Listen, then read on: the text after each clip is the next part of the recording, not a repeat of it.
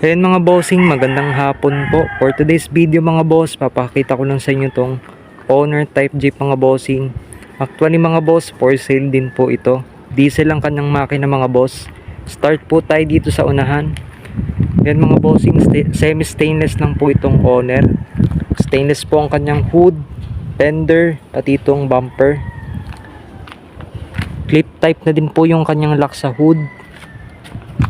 Tapos meron po siya ditong maliit na bull bar at maliit na fog lights dalawa. Naka white plate na rin po yan na original mga bossing. Punta naman po tayo dito sa kanyang body dito sa side. Bali ang haba nito mga bossing 14 feet. Kung tutuusin mas mahaba na to mga bossing kumpara dun sa pangkaraniwang owner. Kasi 8 feet lang mga bossing ang standard na haba ng owner type jeep. Bali ito talaga yung kulay niya sa papel mga bossing, green. Medyo hindi na nga lang siya pwede sa sobrang selan. Pero nasa sa inyo mga bossing kung gusto nyo lalong gumanda siyang tingnan. Pwede nyo siyang pahilamusan muli. Sa pangilalim mga boss, pangilalim niya Toyota 4stud mga boss. Naka size 13 siya na mags. Tapos makapal po lahat ng kanyang gulong. Halos bago lahat yan mga boss. Sa pangilalim, sariwang sariwa pa, walang bulok. Yan mga boss, bearing type. Tapos naka steel top na din po yan mga bossing. At meron siyang top load carrier na stainless. Dito naman po tayo sa likod. Ayan mga bossing, meron tong tailgate kaya hindi mahirap yung pagsakay. Meron na din siyang stainless muffler. Naka headers yan mga boss. So yun lang mga bossing dito sa body. Actually wala tong bulok mga bossing hanggang sa pang ilalim. Lalo't pag tinignan nyo siya sa personal. So eto mga bossing ng loob ng ating owner type jeep. Sa kanyang bangko goods pa naman.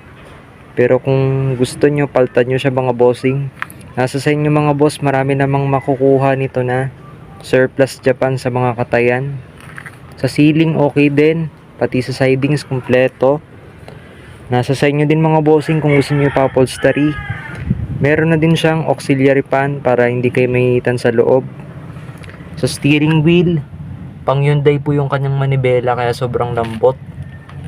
At kung mapansin nyo mga boss, meron siya ditong dalawang blower. Bali dati kasi itong may aircon mga bossing. Nasira na lang yung compressor nung siya ay nasa dating may-ari pa. Hindi na pinabalik ng dating may-ari. Nasa sa inyo din mga boss kung gusto nyo ibalik yung aircon kasi hindi naman gaanong kalaki yung magagastos nyo. Estimated ko mga bossing, 10 to 15k lang ang magagastos nyo sa pagpapa-aircon. At least worth it naman mga bossing. Sulit na sulit naman kasi air condition na tong owner. Hindi na kayo mainitan sa loob. Sa flooring naman mga boss, wala naman siyang bulok, walang butas. At ito naman yung kanyang likod mga bossing. Yan, meron pa kaming kargang stainless dito. Actually mga boss, gagamitin pa namin siya mamaya. May pagdadalan lang kami nito. Kompleto rin lahat ng bintana nito mga bossing. Sliding window dito sa harap. Yan mga boss. Tapos meron siyang lona sa gilid magkabila. Kaya siguradong hindi kayong mabasa dito sa loob. So yun lang naman mga bossing dito sa loob ng ating owner type jeep. At yan mga bossing ang makina ng ating owner type jeep. Isuzu 4FB1 diesel, makina ng Isuzu Gemini. Isa sa pinakamatibay na makina. Sabahin siya ng C190 at 240. 5-speed na rin pala ang transmission nito kaya hindi kabitin sa takbo. Naka 3 rows radiator.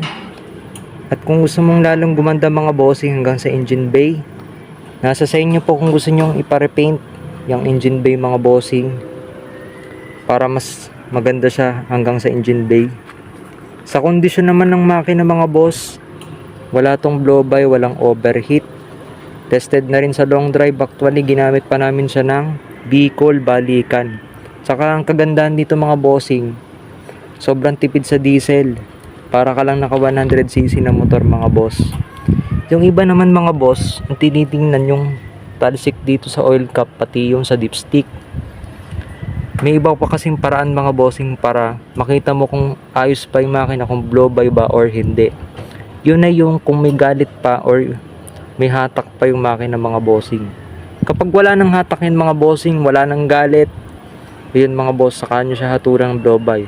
O di kaya naman patingnan nyo muna sa talagang expert, hanggat maaari may pinag-aralan mga bossing, hanggat maaari mechanical engineer, o di kaya nag-aral ng automotive, bago nyo pahatulan ng blow by at ipa-overhaul mga bossing. Kasi minsan mga boss, kaya siya natalsik dito sa oil cap tsaka do sa dipstick, pwedeng barado dito sa breather, hose mga bossing. Kasi ito yung hingahan ng makina mga boss. Kapag barado to mga bossing, hindi makakasirculate ng ayos yung hangin papunta dito sa makina. O di kaya naman na-stuck yung sasakyan ng matagal. Kaya tendency nun mga bossing, pag binuksan mo to bagong andar, tatalsik yung langis. Ang makina kasi mga bossing, naikom din ang kanyang piston ring. Mini-maintenance din yan, pinapalitan din yan mga bossing. Kaya minsan ikom lang yung piston ring kaya natalsik yung langis dito mga boss. Minsan naman mga bossing, malakas yung bomba ng langis. Merong mga ganyang makina mga boss, yung talagang may talsik dito sa oil cap o di kaya doon sa dipstick.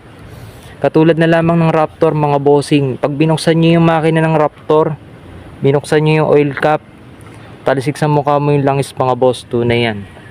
Kasi nakadesign na yun sa kanyang makina. Alam nyo ba kung bakit pinalalakas nila yung bomba ng langis? Yun ay para mabasa lahat ng internal parts dito sa ibabaw. Yun ang purpose po ng mga bossing. So dito naman sa owner natin mga boss, kondisyon naman to, walang blow by, walang overheat, matipid pa sa diesel. So yun lang mga bossing dito sa ating makina. So yun lang po mga bossing para dito sa owner type Jeep natin. Yun mga boss, inabot na tayo ng ulan dito. Medyo maulan kasi dito ngayon.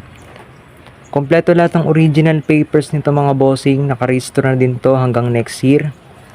Naka white plate na rin na original mga boss. Kaya sa mga interesado dyan mga bossing, mag-comment na lang kayo sa comment section. Diyan ko na lang ilalapag yung price nito mga bossing. Budget meal lang naman to mga boss. Negotiable pa rin yung price. At dito na po nagtatapos ang video na to. Pwede po ba bago po kayo umalis, i-like at i-subscribe nyo po muna ang aking YouTube channel. I-click nyo na rin po yung notification bell para lagi po kayong updated sa mga latest video dito po sa aking YouTube channel. Hanggang dito na lamang po at salamat po sa panonood.